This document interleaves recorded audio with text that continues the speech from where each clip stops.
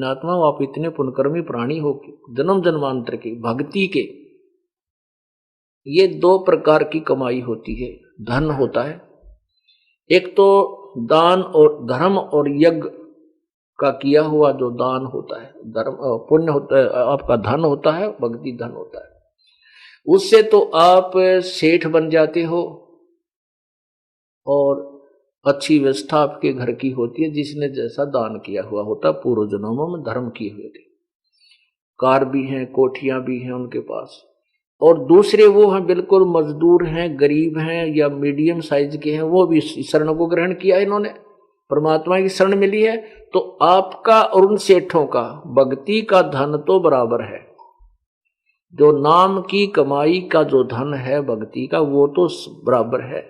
लेकिन पुण्य नहीं कर पाए पहले जन्मों में हम, तो अब हम उस पुण्य कमाई, भले ही हमारे पास धन नहीं है, ये जो संसारिक धन जिसको हम कहते हैं, तो दान से प्राप्त होता है, दान कम करने से। और लेकिन हमारे पास वो भक्ति का धन बराबर है। इसलिए परमात्मा कहते हैं, राम रटत दारिदर भला, टूटी घर की छान, वो सुंदर महल किस काम के, जहां भक्ति नहीं भगवान।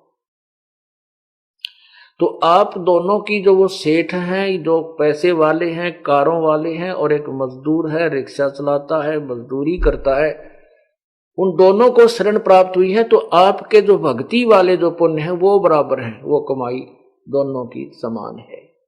आप इतने पुण्य कमाई युक्त हैं। अब उनको जो जिनके पास आज धन है, ये मार्ग मिल गया, उनकी यह समस्या तो हल है कि उन्हें रोजी रोटी के लिए भटकना ना पड़ता। उनकी अगर वो सच्चे ढंग से समझ जाएं तो उन्होंने केवल परमात्मा ही भजन का पूरा समय मिल सकता है। लेकिन इस तत्व ज्ञान से अपरिचित होने से वो धन वाले और गणे दुखी होने लग जाते हैं और ज्यादा, क्यों, मालिक जितना ये दान करेंगे उतना ही धर्म फलेगा, वो दान परमात्मा दान का प्रतिफल धन गणा देगा। उस दान से भी वो फिर ज्यादा विचलित होने लग जाते हैं, तत्व ज्ञान को आधार ना बना करके। और एक मजदूर है, उसके पास पैसा नहीं है, उसके पास धन नहीं है, वो भी विचलित है, वो केवल धन धन मांगने आने लग जाता है। तो इस तत्व ज्ञान को समझकर धनवान ने गणे धन की जरूरत नहीं, और वो देगा जो उसके भाग में वो मिलेगा। लेकिन उसको सदुपयोग करे, उसको घना ज्यादा आगे बढ़ाने की चेष्टा ना करके उसको सीमित करे। सतगुरु मिले तो इच्छा मेटे पद्मल पदे समाना, चल हंसा उस लोक पठाऊं जो आद अमर अस्थाना। तो यहां हमने अपनी इच्छाओं को कम करना है। तो जो धन है, जो पिछले जन्म में पुण्य दान किए हुए, उनको आज पूरा धन मिला हुआ है और वो भी शरण ग्रहण किए, वो है तो पुण्यात्मा।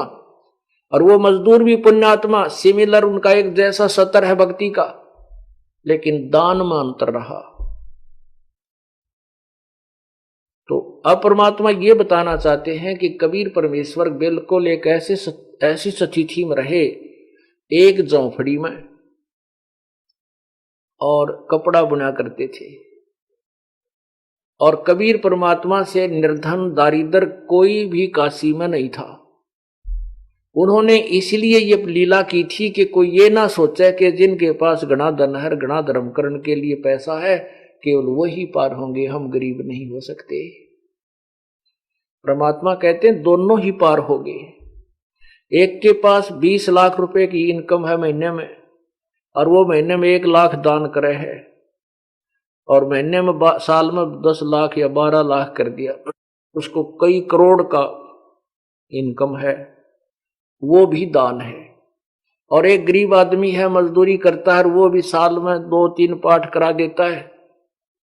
वो दोनों का धर्म, उस जो निर्धन है उसकी हिम्मत देख, तो वो दान उससे कई गुना ज्यादा लाभदायक है। आगे चल के इसी रेशों से परमात्मा उनको लाभ देता है।